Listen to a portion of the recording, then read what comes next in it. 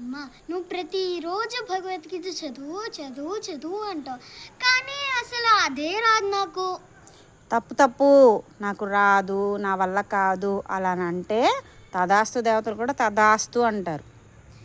తదాస్తు దేవతల వాళ్ళెవరు? వాళ్ళు ఎక్కడుంటారు? తదాస్తు దేవతలు అంటే మన భుజాల మీద ఉంటారు. వాళ్ళు మనం ఏమనుకుంటే అలాగే జరిగిపోవాలి అని చెప్పి ఆశీర్వాదం ఇస్తూ ఉంటారు. అంటే ఈ యూనివర్స్ మనం ఏం మాట్లాడితే అలాగే జరగాలి అని చెప్పి అది కూడా బ్లెస్ చేస్తుంటుంది. దీన్ని భగవద్గీతలో యద్భావం తద్భవతి అని చెప్పాడు. అంటే మనం ఏం ఆలోచిస్తే అదే జరుగుతుంది. అందుకనే మనం ఎప్పుడు కూడా పాజిటివ్గానే మాట్లాడాలి. నాకు రాదు, నా వల్ల కాదు, నేను చెయ్యలేను, నాకు ఓపిక లేదు, ఇలా మాట్లాడుతున్నాం అనుకో, తిరిగి మళ్ళీ మనకు అదే వస్తుంది.